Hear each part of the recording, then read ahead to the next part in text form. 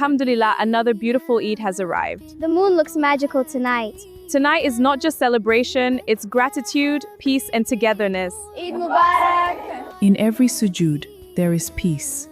In every prayer, there is hope. May Allah accept our fasting and prayers. Ameen. And may He keep our hearts united forever. Allahu Akbar. This food smells amazing. Tonight, we celebrate love, family, and blessings. Alhamdulillah for moments like this. Can we take pictures before eating? Yes, let's take pictures. Come closer, everyone. The moon looks perfect tonight. This picture will become a memory forever.